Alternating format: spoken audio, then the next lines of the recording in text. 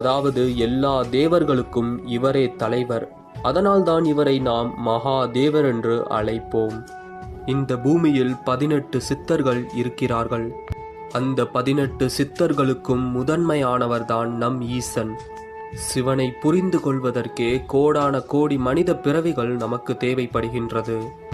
சிவனோட உடுக்கையிலிருந்து எழும் ஓம் என பிரணவ மந்திரமே படைத்தல், காத்தல், அழித்தல், அருளல் என அனைத்து தொழில்களுக்கும் சாரமாக விளங்குகிறது.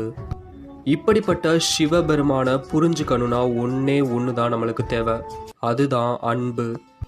சித்தன் போக்கு சிவன் போக்கு என்ற ஒரு முதுமொழியை நீங்கள் தெரிந்து கொண்டிருக்கலாம். இதுக்கு அர்த்தம் என்னன்னா, கால் போன போக்கிலோ மனம் போன போக்கிலோ போகக்கூடியவர் இந்த சிவபெருமான் கிடையாது. சிவன் செல்லும் வழி அன்பை மட்டுமே போதிக்கும். இதைதான் திருமூலர் தன்னோட பாட்டில் அன்பே சிவம் என்று சொல்லியிருக்காரு.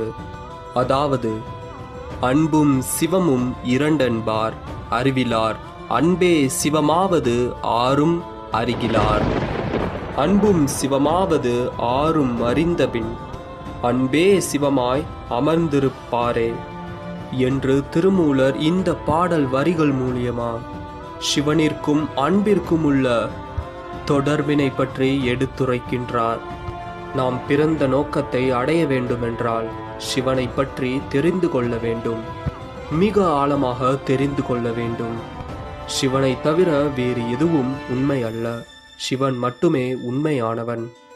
சிவனை காண வேண்டுமென்றால் எங்கும் அலைய தேவையில்லை, உங்களுக்குள் இருக்கின்றான். ஓடி ஓடி ஓடி ஓடி உட்கலந்த ஜோதியை நாடி நாடி நாடி நாடி நாட்களும் கழிந்து போய்